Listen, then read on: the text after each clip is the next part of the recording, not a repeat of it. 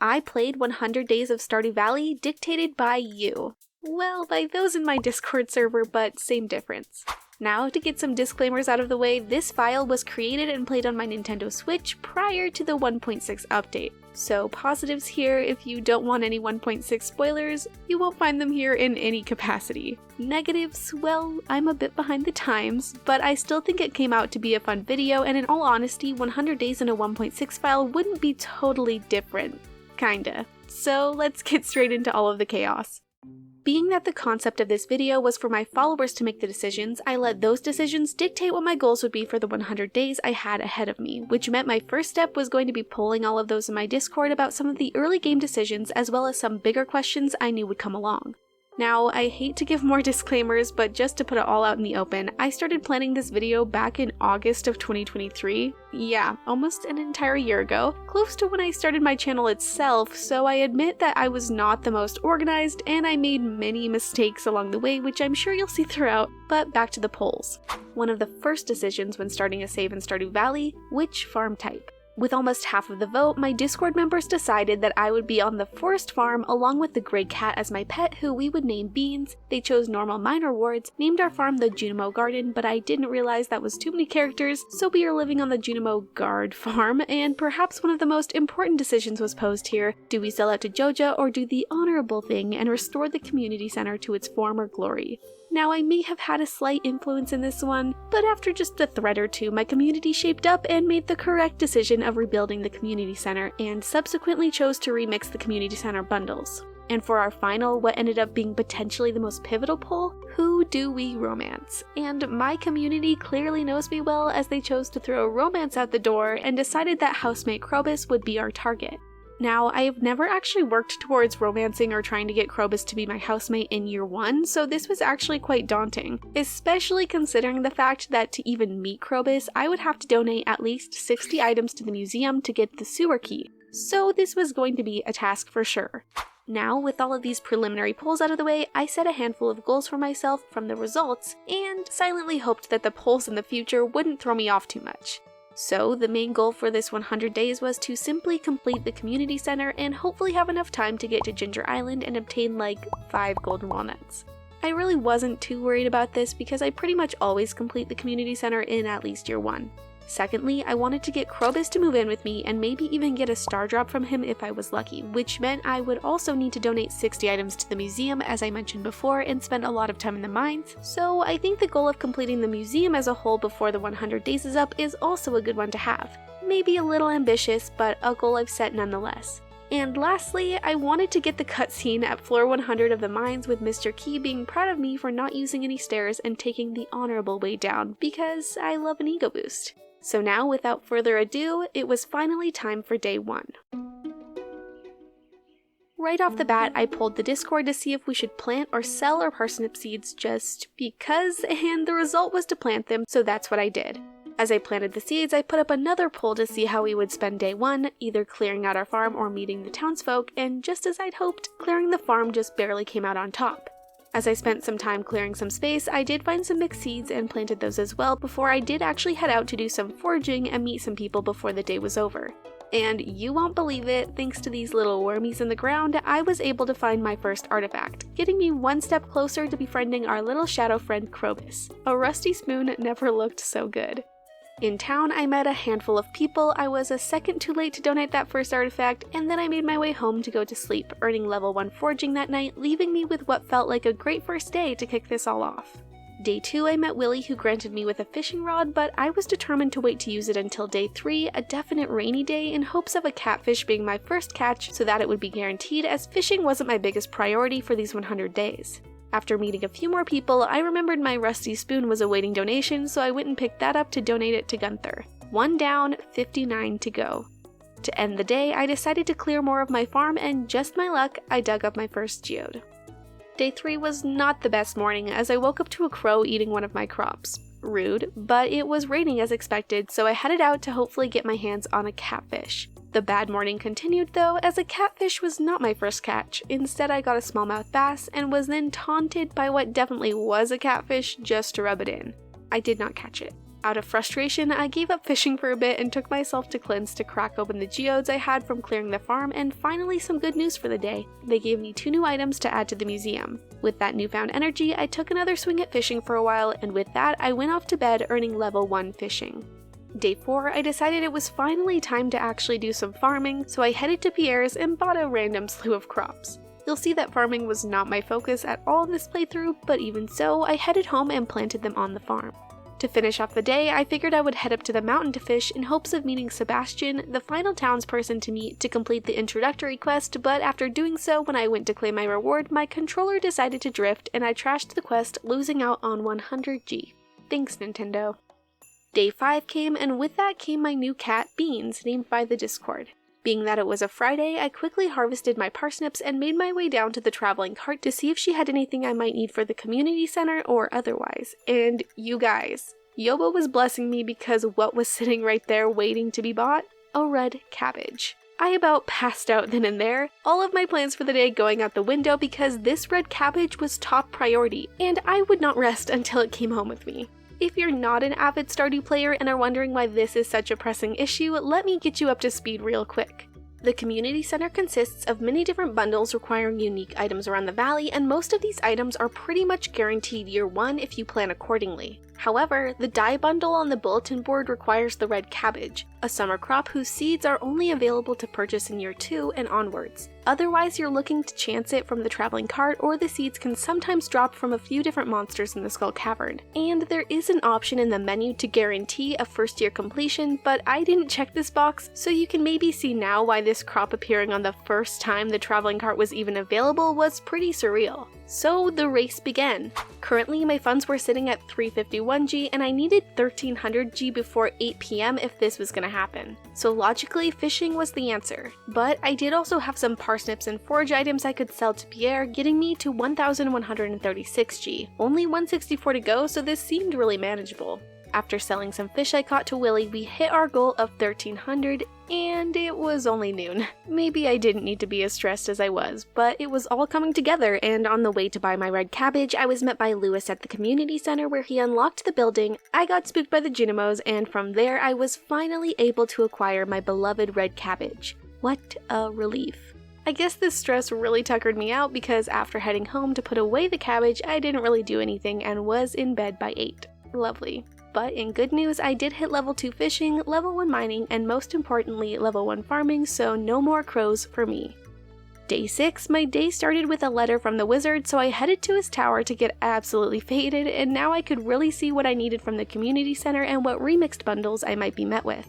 This was also my first day I would be able to go to the mines, as day 5 was that whole trash all the plans for cabbage situation, so I made my way there and pretty much spent as much time as I could until I was out of energy with nothing to eat or recharge, landing myself at floor 7. Day 7, I woke up and was greeted at my door by Clint to teach me how to craft a furnace. Cool? After tending to a few things, I went to get some geodes cracked open, and with 2 new items to add to the museum collection, I was rewarded with 9 cauliflower seeds that I desperately needed, seeing the state of my funds. After getting all those planted, we were off to the mines.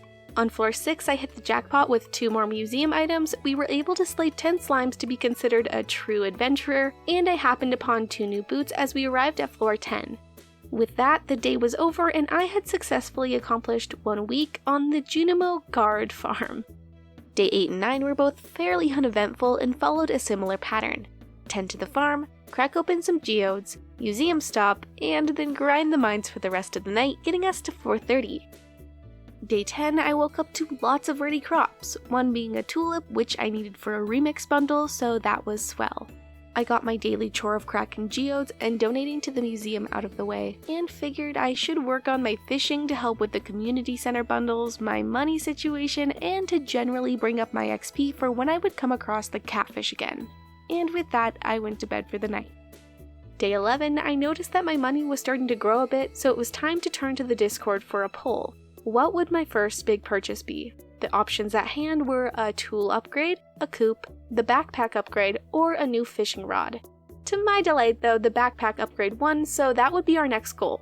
Before heading to the mines for the day, I picked up Robin's lost axe, returned it to her, and the rest of the day was spent in my least favorite floors of the mines.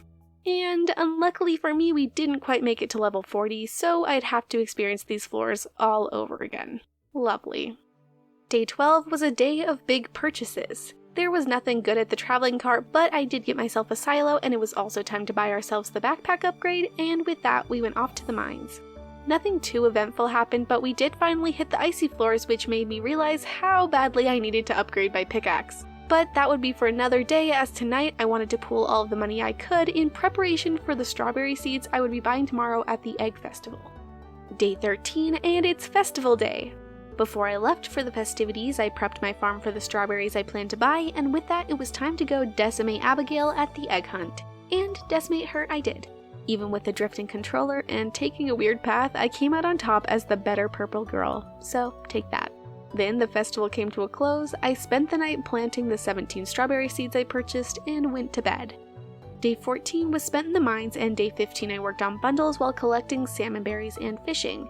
Day 16 I started to wonder when it would rain again because I did still need to catch the catfish for the community center, but no rain seemed to be forecasted anytime soon. And speaking of the community center, I could finally donate my beloved red cabbage, and I did so while beaming with pride. I honestly think this has to be the earliest I've personally ever donated one, but snapping out of that blissful haze, I remembered the reality of my current crop situation and went to buy some potatoes. Seriously, my farming really took a back seat this save, because what am I doing? From there, I spent the rest of the night in the mines.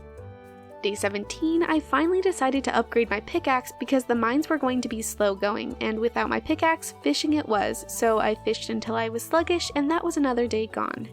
Day 18 was pretty much a nothing day with little tasks, but day 19 I got my pickaxe back, which meant back to the mines. On my way through town, Lewis caught me digging through the trash, and he must have felt personally attacked or something, seeing that his reaction wasn't the most positive. But on a better note, the new pickaxe was life-changing. My sword still sucked, which slowed me down, but I was going to reach the level 60 checkpoint regardless. Oh wait, I wasn't, because apparently no stairs wanted to appear to me on level 59 and it was already past midnight. What an L. Day 20, still no rain by the way, and I was starting to get a little suspicious, but I went along my day as usual with lots of chores and more donations to the museum. I did end up spending the rest of the day in the mines to get my revenge on floor 59, found my first diamond which was exciting, and did eventually get to floor 60 where I received the crystal dagger, which would hopefully be a bit of a step up. Day 21, still no rain, but my strawberries were ready. This was gonna be a good haul. And with that, I went back to the mines. Absolute shocker. Some notable moments: we got ourselves an even better dagger from a barrel, encountered another diamond, and made it to level 70 where we got ourselves a slingshot. Not my cup of tea, but we got one, so hey. Day 22, still no rain, and after looking at my funds, it seemed it was time to build a coop. So I collected a bit more wood and went to commission Robin to build one for me before spending the rest of the day in the mines. But this day in the mines was pretty game-changing. I quickly got a bone sword, which was quite a step up, found some items to be able to complete 2 bundles in the community center, and made it all the way to floor 85 before heading home, and as my head hit the pillow, guess what? We leveled up to level 5 mining. But this is where I made my first big mistake, as I should have pulled my Discord to choose which profession, but I guess I was just too eager and went with geologist. I promise they chose for the rest of the professions, so please forgive me on this one.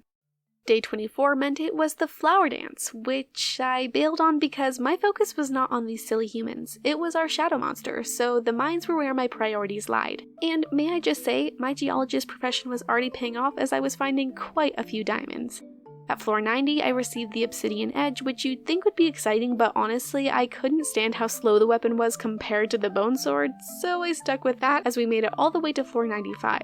But I did stop there to head home because the upcoming floors would be the mushroom floors, and I didn't have any room in my backpack. But before doing so, I did blow up the barrier to the dwarf and their shop for no particular reason. That night, I leveled up to level 5 combat, and you know how I promised that my Discord chose the rest of the professions? Well, I kind of lied because I forgot that they didn't choose this one either, but I went with fighter, and I swear this was the last profession I messed up on, okay? To day 25. Surprise, surprise, still no rain. But strawberries round 2 were ready, and I even was able to donate 7 more items to the museum this day. I did also head to the community center to donate some things, which landed me some crab pots, unlocked the vault, and a gift of 5 omni geodes. After heading home to put the crab pots in the water, I decided to forage, which made me think that upgrading my axe would be a good idea, so I went and dropped that off and spent the rest of the evening fishing. And I actually landed Neptune's blade in a treasure chest, which was pretty cool. Another day, another lack of rain. But I was greeted by Demetrius this morning, who gave me another question to post to the Discord. Mushroom cave or fruit bat cave? And it's like you guys know my preference here because mushroom correctly won. Big dubs. And the Discord wasn't done making decisions for today because our coop was built, which meant new chicken time. Taking inspiration from Zelda, our new chicken would be named Kuko. I have heard some people pronounce that cuckoo, so disregard my personal pronunciation if that's you. Now, logically, the rest of the day was spent in the mines, and we even got to floor 100, which meant we would be filled with thoughts of Concerned Ape thanks to another prior decision from the Discord as we devoured our first star drop. Riding that high, I also found a few fun items, namely the immunity band, before heading home at floor 105.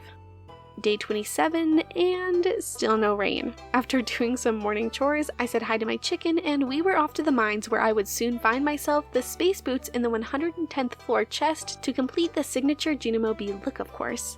Everything was going swimmingly until I was in mid-cave carrot bite and my game froze. Now, I admit I was kind of stressed. I really didn't want to have to lose any of the progress from the day, but it turns out I didn't even need to worry because it wasn't the game, it was actually just my recording program OBS. I love technology. After my minor freakout, I continued to floor 119 of the mines. Why I bailed with one floor to go, only past me knows. Day 28, the final day of spring, and still no rain. The valley was truly experiencing a drought like never before. But in terms of the whole catfish situation, there would still be other chances before the 100 days were up. And for our final day of spring, it was only right to spend it finishing up the mines, so we did finally make our way to floor 120 and got ourselves the Skull Key. We also leveled up to level 5 fishing to end off the season, which meant it was time for the Discord to choose our level 5 fishing profession. And don't worry everyone, you're going to be so proud of me because I actually remembered to poll them this time and they fairly unanimously selected the fisher profession. Day 29, the first day of summer and new opportunities await. As per any usual start to the season, I spent my first day prepping the garden. I bought and planted a pomegranate tree to ensure it would be grown by fall for the community center, and that was pretty much it. The next week or so was pretty monotonous, not gonna lie. A ton of tending to crops, more time in the mines, donations to the community center and the museum, just chipping away at that, fishing around the valley, and I even caught the vista painting up at the newly accessible spa pond, just for fun. But day 34, we were back to work as I purchased the 10k bundle in the vault room and was gifted a lightning rod, which was actually perfect timing as by day 35 we had our first touch of rain since literally day 3. And I also woke up this morning to a meteorite landing smack dab in the middle of my farm. Now this was exciting because when my Discord had chosen the Remix community bundles, I was just so luckily gifted with the Engineers bundle. AKA I needed 5 refined quartz, a battery pack, and iridium ore. Now iridium ore isn't impossible to get outside of the Skull Cavern obviously, but it is a lot harder to come by than bat wings, slime, quartz, you know, the things you would normally need for the boiler room bundles. So yeah, a meteorite that is guaranteed to drop 10 iridium ore and maybe even a prismatic shard was a very exciting addition. But breaking this open would require a golden pickaxe, and I currently had a copper pickaxe a couple upgrades away, so to Clint I went. That evening we also hit level 5 farming and the Discord decided to go with the tiller profession. I wasn't really bothered either way. Day 35's rain wasn't stormy enough to secure a lightning rod, but luckily day 36 did the trick. I was able to donate a few more things to the museum and even found myself a trash can hat. Nice. The Discord also chose the gatherer profession as we advanced to foraging level 5. Day 37, I spent time grinding in the mines, and this was actually super helpful because on day 38, I broke open some geodes I had found, and you'll never guess it, I got myself some iridium ore. So much for being paranoid, which meant that I was now able to finish the boiler room in the community center, unlocking the mine carts. Day 39 was the luau. This would have been a great opportunity to pull the Discord on what to bring, but unfortunately I didn't, and instead put in a gold quality purple mushroom to gain a little favor with the townsfolk I had been neglecting. The next week was full of plenty of farming, foraging, mining, and even more mining. I was able to upgrade my axe and enter the secret woods on day 44, and by day 46 I had made enough money to finish the bundles for the bus repair, which meant day 47 we were finally headed to the Skull Cavern. Prior to getting to the desert, I had tried my best to get a prismatic shard so that I'd be equipped with the galaxy sword when the time came, but I had no such luck, so the obsidian edge it was. It wasn't the worst day in the mines. I even landed on a treasure room and got a seed maker, but no prismatic shard yet. Day 48, and I had a few tasks to do, including upgrade my coop, check, break open geodes, check, donate to the museum, check, and most importantly, avenge myself by catching a catfish in the secret woods. A very happy check. Day 49, and I went through my mail to find a very nice check of 10k from Mr. Key himself, rewarding me for getting to floor 25 of the Skull Cavern a few days prior. And naturally, I spent the money immediately on a backpack upgrade because it was getting rough out there. And with my newfound space, I spent the rest of the day in the Skull Cavern. Still no prismatic shard, unfortunately. Well, it's day 50, and not a super eventful day to mark our halfway point, but very exciting news. As I spent the day in the Skull Cavern, I did find myself a prismatic shard. And with that, let's do a little halfway to 100 days checkup. Starting with the community center, I think we are in a good place. Both the boiler room and vault room were completed, and although the bulletin board has a lot of work to do, the other remaining bundles are all about halfway there. As for our progress with Krobus, well, we haven't met him yet. But in good news, we are only 3 artifacts away from making that happen, and that also means we're over halfway to completing the museum collection as a whole. And for our final goal of meeting Mr. Key on floor 100 of the Skull Cavern and being rewarded with his praise, well, only time would tell, but with the prismatic shard in our possession, we were just that much closer. Now let's get back into it. Day 51, I was greeted by Emily, who let me know that I had access to her sewing machine in her home. Naturally, I went to brag about this to Clint as he cracked open some geodes for me, and the stars must have been aligning because I got a second prismatic shard. If I ever was questioning whether or not I should keep the first one or donate it, I just got my answer. And speaking of donations, we passed the 60 item mark, which meant I would soon be able to meet my beloved Krobus, and the next morning I did. After being given the rusty sewer key from Gunther, I rushed over and gifted him a horseradish, one of his favorites, to start our friendship off on the right foot. Day 52, I also bought a duck whom the Discord named Mr. Feathers, claimed the galaxy sword, and even found some red cabbage seeds on a prehistoric floor of the Skull Cavern, which made me laugh a bit thinking back to my mad rush to buy a red cabbage from the traveling cart. The rest of the summer was pretty boring, for lack of a better word. On day 53, I realized that I needed to get a pig ASAP if I wanted to ensure I'd get a truffle before winter, so I started building a barn for one singular future pig. Days 54 and 55 were full of mining in the Skull Cavern, and we ended summer on day 56 with the Dance of the Moonlight Jellies to welcome us into fall.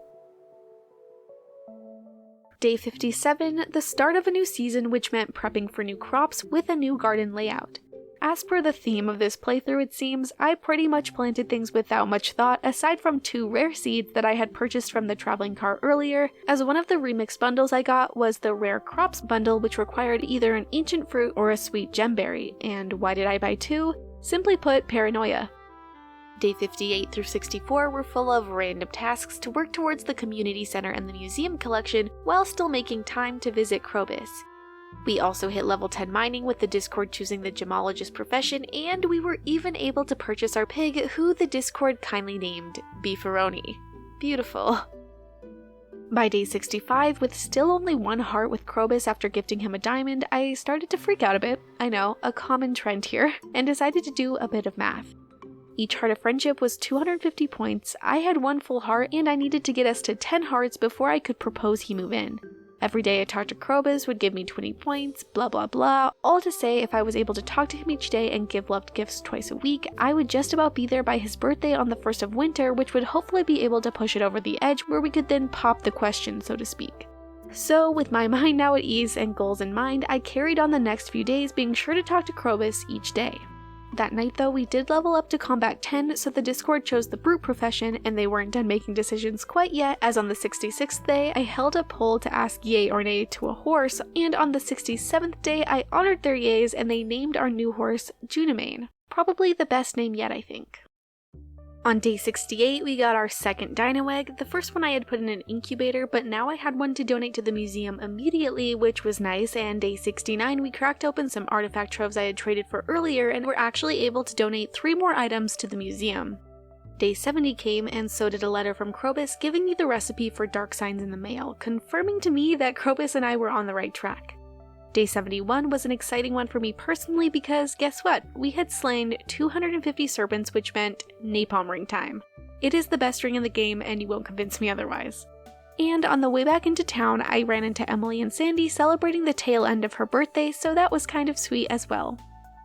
Day 72 was the Stardew Valley Fair. We were going to be going head to head with Pierre for our Grange display, so we needed 9 items to take him out. After consulting the Discord and taking a look at what we had available, because I definitely didn't plan this at all last minute, I decided that it only made sense to theme our display with hints of Krobus, a fairly good representation of these 100 days. Before the festival began, I went to the sewers to say the daily hello to Krobus and catch a quick item to complete the display. So what did we end up presenting? Well, our display contained a gold quality mutant carp from the sewers, a gold quality void egg, 2 diamonds, a prismatic shard, a gold quality pumpkin, and as a little filler, 2 cloths and a pink cake, which we actually found in a purple slime, so I think that's acceptable. And apparently Lewis did as well, because even though it was fairly unprepared, we blew Pierre out of the water, coming in first with a score of 106. Krobus was represented well today. To end off the festival, I played a few games and finished the night off by claiming the star drop available, and pretty much the rest of the shop inventory as well. The next few days I was back in the Skull Cavern, spent some time in the mines, and completed a few more monster eradication goals, and I even got to wear my napalm ring in the Skull Cavern on day 75, which was wonderful. Day 76, exciting news! I found a truffle in the grass. I hadn't even realized that beefaroni had fully matured yet, but there it was in all its glory. Day 77, I was back in the Skull Cavern, and I even came across some rain totems in a treasure room, and all I could think to myself was, wow, I really could have used these last spring, but okay. I also slayed enough dinosaurs for the monster eradication reward, and we advanced to farming level 10 with the Discord members choosing the artisan profession. Day 78, and the final piece of the puzzle for our greenhouse was ready, the rare seed. Did I need to plant 2? No, but that's past me's problem. I also said hello to Krobus and donated a few more items to the museum. Overnight, the greenhouse was fixed, and honestly this was cool and everything, but for my goals for the 100 days challenge, it really didn't amount to much. However, I did plant the 2 ancient seeds I had lying around that next night. Day 80, and we had a baby dinosaur hatch. The Discord named them Lemon, and with our growing family and more importantly my growing relationship with Krobus, it was getting to the point where we needed to think about upgrading our house. So I went to Robin and paid her 10k and some resources in order to make a home fit for Krobus and I. And I guess in all of the excitement when I saw Krobus that day, I purchased the star drop in his shop, so there's that. But at this point, everything was pretty much on track for my goals, so after grinding in the Skull Cavern on day 81, I decided that day 82 would be when I got my praise from Mr. Key. I can already hear some of you laughing at me, but I'll explain to everybody else why this was so dumb as I begin my descent down the Skull Cavern in hopes to reach floor 100. If you've played Stardew Valley, you're likely familiar with the fact that there is a time when you reach floor 100 of the Skull Cavern where Mr. Key will be waiting for you with a reward. But what you may forget, as I did here being that this is my first playthrough from the start in a very long time, is that Mr. Key isn't just waiting forever. He only begins waiting for you after you've received a secret note telling you that somebody is waiting for you on level 100, and guess what? You can't get these secret notes until you unlock a magnifying glass in winter. Yeah, in case anybody forgot, it's fall when I'm doing this. So yes, you may laugh, I deserve it, but regardless, let's go over how this all went. Other than my first goal being pointless, I actually had a lot of luck getting down quickly at first, although I did hit a few prehistoric floors that require you to slay all of the monsters before finding a staircase. By 540, I had hit the halfway point, so not my best time by any means, but after that I felt like it was hole after hole, and I made it to level 100. And did it click? No. I genuinely thought it was a glitch for a minute and made my way down 6 more floors before realizing that I was the idiot. No stairs, no brain, no praise. After that, the days just kind of got away from me. I was doing pretty random stuff, and before I knew it, we had entered winter. If you remember, I mentioned earlier, the first of winter would be Krobus's birthday, which in theory would bring us to 10 hearts or just about there. And the first of winter also meant that we would now have access to the magnifying glass so that I could forget that embarrassing day from earlier. And on another exciting note, we could finally collect the last few things for the community center. So I went and foraged for those items, gave Krobus his birthday present, unfortunately being just shy of 10 hearts, and went to finish the community center. We did it. Day 86, I woke up to the payoff of finishing the bulletin board in the community center, aka getting a few hearts of friendship with all of the non-marriageable NPCs, and to my surprise this actually included Krobus getting us to 10 hearts, and now all I needed to do was to obtain the void pendant from the desert trader and gift it to him as an invite to be housemates. But first, it was time for the town to celebrate the community center's completion and watch Pierre and Morris tussle over their lifetime feud, and just like that, Joja Corp was no longer in the valley. On my way to see Krobus and pop the question, I walked in on Krobus and the dwarf having their own tussle over a lifetime feud, the Elemental Wars. But that aside, Krobus accepted my invitation, and in the span of 24 hours, 2 of my biggest goals for the 100 days had been completed. Now these last 14 days would be a grind to complete the museum, get ourselves to Ginger Island, and secure the star drop from Krobus. Now, even with the end coming soon, Krobus would move in within the next couple of days, and a new poll was given to the Discord. How many times do we upgrade our farmhouse? Obviously, we had already upgraded it once in order to have Krobus move in at all, but unsurprisingly, the Discord voted to upgrade our farmhouse to the final upgrade, the cellar. Did I need a cellar? No. Would I use a cellar? Probably not, but the Discord deemed it to be, so it would be. Day 88 was spent hunting for museum bits, and I didn't come away with much, but on day 89, Krobus had arrived, and funnily enough, I also got the wizard's cutscene about his wife, which I've never actually had with Krobus already moved in, so that was kind of interesting. Then on day 90, I had some geodes to open, and just my luck, we obtained our final mineral to donate to the museum. Only a few artifacts to go. And just like that, I was back to doing kind of random tasks, but this didn't prove to be useless actually, as while I was fishing that night, I actually got a chewing stick, one of the final artifacts I needed for the museum. Crazy. Day 91, I was greeted in the morning by Pierre, who attempted to belittle his shop's competition through the entire conversation, and all I could think was, what are you even on about? Did we both not experience you pummeling your competition out of the picture already? Like, what's going on here? Day 92 was the Festival of Ice, so of course I went to flex my fishing skills on the rest of the townsfolk who I really had hardly even spoken to at this point, and I won. Slay. Day 93, I woke up to my cat Beans saying they loved me, and the search for artifacts continued. I only had 2 left at this point, one of them being the strange green doll, which I knew from experience could be found through secret note number 17 if I could get my hands on it. And if you thought I'd forgotten about Ginger Island, don't worry, I hadn't, but unfortunately I was still a little short on hardwood thanks to those farmhouse upgrades the Discord had voted for. Day 94, I worked on hardwood and artifact hunting, and by day 95, the farmhouse was fully upgraded, cellar and all. Finally, by day 96, we had collected enough hardwood to fix up the boat in Willie's back room, but it wouldn't be repaired until the next day, so I really didn't leave myself much wiggle room there. All I can say is thank goodness I didn't set myself some hefty goals on Ginger Island. And I guess I wasn't even really feeling the pressure because by day 97, the boat was fixed and I decided to spend my time in the Skull Cavern because guess what?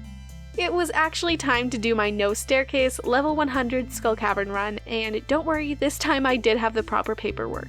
So we grinded our way through, hitting like 4 different treasure rooms, and we made it to level 100 again.